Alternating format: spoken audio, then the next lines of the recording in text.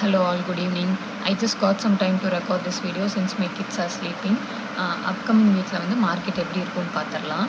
ஆக்சுவலாக last week வந்து யூஎஸில் வந்து டிசம்பர் ரேட் கட் ப்ராபபிலிட்டி குறைஞ்சிருந்தனால யூஎஸ் மார்க்கெட்ஸ் வந்து ரொம்ப வாலடைலாக இருந்துச்சு. அதனால் நெகட்டிவாக க்ளோஸ் ஆகிருக்கு. இப்படி இருக்கும்போது நம்ம இந்தியன் மார்க்கெட்டில் நெக்ஸ்ட் வீக் வந்து என்ன இம்பேக்ட் இருக்கும்னு பார்க்கலாம். ஃபஸ்ட்டு விஷயம் என்னென்னா, பீகார் எலெக்ஷன் முடிஞ்சு. ஸோ சென்டிமெண்டலி பார்த்தீங்கன்னா பாசிட்டிவாக இருக்குது. பீகார் எலெக்ஷன் முடிஞ்சு என்டிஏ வந்து ஸ்ட்ராங்காக வின் பண்ணியிருக்கு. இதனால் வந்து பொலிட்டிக்கல் ஸ்டெபிலிட்டி வந்து ஸ்ட்ராங்காக இருக்குது. அதனால் மார்க்கெட்டு வந்து நார்மலாகவே பாசிட்டிவாக தான் இருக்கும். Q2 ரிசல்ட்ஸ் எல்லாமே வந்து ஆல்மோஸ்ட் எல்லாமே வந்துருச்சு. So now the market shift ஆகும். எதுக்குன்னா இந்தியா யூஎஸ் ட்ரேட் டீலுக்கு. ஃபஸ்ட்டு இந்தியா யூஎஸ் ட்ரேட் டீல்னால் என்னன்னு நான் சொல்லிடுறேன். இந்தியாவும் யூஎஸும் சேர்ந்து 2 பேரும் ஒரு பிக் ட்ரேட் அக்ரிமெண்ட் ரெடி பண்ணிகிட்ருக்காங்க. இதில் வந்து ஜஸ்ட் இம்போர்ட் எக்ஸ்போர்ட் அது மட்டும் இல்லை, goods, service, technology, investment, supply chain இது எல்லாமே வந்து கவர் ஆகும். இதை ஏன் பிக் கேட்டலிஸ்ட் அப்படின்னு சொல்கிறாங்க அப்படின்னா, டெக்ஸ்டைல்ஸு, ஜுவல்லரி, எலக்ட்ரானிக்ஸ் இந்த மாதிரி பொருட்கள்லாம் வந்து இந்தியாவிலேருந்து யூஎஸ்க்கு எக்ஸ்போர்ட் பண்ணுறாங்கல்ல, அந்த இண்டஸ்ட்ரீஸ்க்கு வந்து ரொம்ப பெனிஃபிட்டாக இருக்கும். சரிங்களா? இப்போ யூஎஸ் இன்வெஸ்ட்மெண்ட்ஸ் வந்து இந்தியா பக்கம் வரும். டெக்கு, எனர்ஜி, மேனுஃபேக்சரிங் ஏரியாஸில் யூஎஸ் கம்பெனிஸ் வந்து இந்தியாவில் இன்வெஸ்ட் பண்ணுறதுக்கு சான்சஸ் ரொம்ப அதிகம். இது வந்து மார்க்கெட் சென்டிமெண்ட் வந்து ரொம்ப ஓரளவுக்கு பாசிட்டிவாக கொண்டு போகும். நெக்ஸ்ட்டு முக்கியமான விஷயம் என்னென்னா, டேரிஃப் வந்து ரெடியூஸ் ஆகும். இப்போ யூஎஸ் இம்போஸ் பண்ணியிருக்கிற சம் ஹை டேரிஃப்ஸ் இந்தியா எக்ஸ்போர்ட்ஸுக்கு வந்து ட்ரபுளாக இருக்குது. இப்போ டீல் வந்துருச்சு அப்படின்னு வச்சுக்கோங்களேன், இந்தியாவுக்கு வந்து அது ஒரு பெரிய ரிலீஃப். இப்போ யூஎஸ் ப்ராடக்ட்ஸ் வந்து இந்தியாவில் வந்து சீப்பாக கிடைக்கும். இப்போ எந்த ப்ரீமியம் யூஎஸ் ப்ராடக்ட்டும் வந்து லோ டியூட்டியில் வரும். ஸோ கஸ்டமருக்கு வந்து அது பெனிஃபிட்டாக இருக்கும். மெயினாக இந்த இந்தியா யூஎஸ் ட்ரேட் டீலில் வந்து மார்க்கெட் சென்டிமெண்ட்டுக்கு பூஸ்டர் மாதிரின்னு வச்சுக்கோங்களேன். இப்போ இன்வெஸ்டர்ஸ் கிட்ட வந்து இந்தியா யூஎஸ் பாண்டிங் வந்து ஸ்ட்ராங்காக இருக்குது அப்படின்னா க்ரோத் பிக் அப்படிங்கிற ஒரு கான்ஃபிடென்ஸ் வரும். அதனால் அதுக்கு வந்து ஸ்டாக் மார்க்கெட்டும் வந்து ரியாக்ஷன் கொடுக்கும்.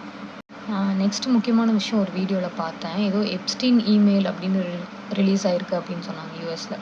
அப்படின்னா அது என்னன்னு பார்க்கும்போது சில லீக்டு இமெயில்ஸ் வந்து எப்ஸ்டீன் வந்து ட்ரம்ப்பை பற்றி சில சீரியஸ் அலிகேஷன்ஸ் வந்து சொல்லியிருக்காரு அப்படின்ட்டு. அந்த இமெயில் என்ன இருக்குது அப்படின்னா, Trump knew about the girls, Trump spend hours with trafficking survivor அப்படிங்கிற மாதிரி சென்சிட்டிவ் லைன்ஸ் எல்லாம் வந்திருக்கு. சரிங்களா? இதனால் டெமோக்ரேட்ஸ் வந்து இந்த மாதிரி இமெயில்ஸை வந்து பப்ளிக்காக இதை வெளியே போட்டு இன்வெஸ்டிகேஷன் வந்து கொஞ்சம் ஸ்பீடு பண்ணுறாங்க. இதனால் யாருக்கு பிரச்சனை அப்படின்னு பார்த்தீங்கன்னா, டைரெக்டாக ட்ரம்ப்போட ரெப்புடேஷனுக்கு ப்ராப்ளமு, யூஎஸோட பொலிட்டிக்கல் ஸ்டெபிலிட்டி, அப்புறம் யூஎஸ் ஃபாரின் பாலிசி டெசிஷன்ஸ் இது எல்லாமே வந்து அஃபெக்ட் ஆகும். ஆக்சுவலாக பொலிட்டிக்கல் ரிஸ்க் அப்படின்னு பார்த்தீங்கன்னா, ட்ரம்ப்பை சுற்றி இந்த மாதிரி ஸ்கேண்டல்ஸ் எல்லாம் வரும்போது யூஎஸில் வந்து பொலிட்டிக்கல் டென்ஷன் எப்போவுமே பெருசாக இருக்கும். ட்ரேட் டீல்ஸு, பாலிசி டிசிஷன்ஸ் இது எல்லாமே வந்து ஸ்லோ டவுன் ஆகும். அது வந்து ஒரு மெயினான விஷயம். அப்புறம் அவரோட ரெப்புடேஷன் வந்து டேமேஜ் ஆகும்போது, இப்போ ஒரு பெரிய லீடர் இந்த மாதிரி டிராஃபிக்கிங் அலிகேஷன்ஸ் வந்துச்சுன்னா இன்டர்நேஷ்னல் லெவலில் வந்து அவரோட இமேஜ் வந்து குறையும். இந்த லீடர்ஷிப் வந்து ட்ரஸ்ட் வர்த்தி இல்லையா அப்படிங்கிற மாதிரி அதர் கண்ட்ரீஸ்க்கு வந்து டவுட் வரும். இப்போது இந்தியா யூஎஸ் ட்ரேட் டீல் இருக்குல்ல, அதில் வந்து இது வந்து இன்டைரக்டாக இம்பேக்ட் பண்ணும். எப்படின்னு பார்த்தீங்கன்னா, இந்தியா போல் கண்ட்ரீஸ் வந்து யூஎஸோட ஸ்டெபிலிட்டி நம்மளுக்கும் ரொம்ப முக்கியம். லீகல் ட்ரபிள்ஸு, இந்த பொலிட்டிக்கல் ஃபைட்ஸ் எல்லாம் வந்து ஸ்ட்ராங்காக இருந்துச்சுன்னா நெகோஷியேஷன்ஸ் வந்து ஸ்லோ ஆகும், கமிட்மெண்ட்ஸ் சேஞ்ச் ஆகலாம், டேர்ம்ஸ் வந்து ஸ்ட்ரிக்ட் ஆகலாம், இதெல்லாம் இருக்குது.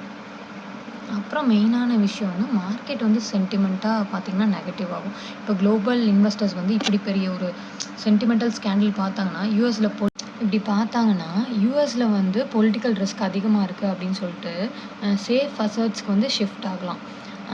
இதனால் வந்து யூஎஸ் மார்க்கெட்ஸும் வந்து ரியாக்ட் ஆகும். சரிங்களா? இப்போது அப்போசிஷன் பார்ட்டி இந்த ஸ்கேண்டலை பயன்படுத்தி ட்ரம்ப்பை வந்து அட்டாக் பண்ணுவாங்க. இதனால் government time, energy, trade deals இது எல்லாமே வந்து கிடைக்காம போகலாம். மேஜர் குளோபல் ஈவெண்ட்ஸ் இந்த வீக் என்னன்னு பார்த்தீங்கன்னா, வெனஸ்டே நைட்டு வந்து the most important FOMC meeting அது இருக்குது. டிசம்பர் ரேட் கட் பற்றி அதில் வந்து டெசிஷன் வந்து நடக்கும். அப்புறம் NVIDIAவோட குவார்ட்டர்லி ரிசல்ட்ஸு அது இருக்குது. ஃபஸ்ட்டு FOMC அப்படின்னா என்னங்கிறத நான் சொல்லிடுறேன். ஒரு சிலருக்கு தெரியலன்னா தெரிஞ்சுக்கோங்க. It is and federal open market committee. இது எதுக்குன்னா, இதுதான் யூஎஸ் ஃபெட்ரல் ரிசர்வோட முக்கியமான மீட்டிங். அதில் என்னென்ன பண்ணுவாங்க அப்படின்னா, இன்ட்ரெஸ்ட் ரேட் இன்க்ரீஸ் பண்ணலாமா, ரெடியூஸ் பண்ணலாமா, இல்லை சேமாக வச்சுக்கலாமா, இன்ஃப்ளேஷன் வந்து என்ன பண்ணலாம், யூஎஸ் எக்கானமி ஸ்ட்ராங்காக இல்லை வீக்காக, ஃப்யூச்சரில் என்ன பிளானு, இதெல்லாம் பற்றி வந்து டிஸ்கஸ் பண்ணுவாங்க. இந்த FOMC மீட்டிங் வந்து வேர்ல்டு மார்க்கெட்டுக்கு ஏன் இம்பார்ட்டண்ட் அப்படின்னு பார்த்தீங்கன்னா, யூஎஸோட இன்ட்ரெஸ்ட் ரேட்டு தான் வந்து வேர்ல்டு வைடு மணி ஃப்ளோவை வந்து டிசைட் பண்ணும். ஆக்சுவலாக இப்போ ரேட் வந்து ஜாஸ்தி ஆச்சுன்னு வச்சுக்கோங்களேன், டாலர்ஸ் வந்து ஸ்ட்ராங் ஆகும். எஃப்ஐஐ இந்தியா மாதிரி எமர்ஜிங் மார்க்கெட்ஸில் வந்து அதுலேருந்து மணியை எடுப்பாங்க. இப்போ ரேட்டு குறைஞ்சிச்சு அப்படின்னு வச்சுக்கோங்களேன், லிக்விடிட்டி வந்து கூடும், மார்க்கெட் வந்து ரேலி ஆகும். இதனால தான் ட்ரேடர்ஸும் ஸ்டாக் மார்க்கெட்ஸும் எஃப்ஓஎம்சி மீட்டிங் அப்படின்னு சொன்னாவே வந்து நர்வஸ். நெக்ஸ்ட்டு வந்து NVIDIA ஏர்னிங்ஸ் அதை பற்றி சொல்லிடுறேன். Actually it is number 1 AI chip company. இதோட ரிசல்ட் வந்து வெனஸ்டே யூஎஸ் டைமில் வந்து ரிலீஸ் ஆகும்.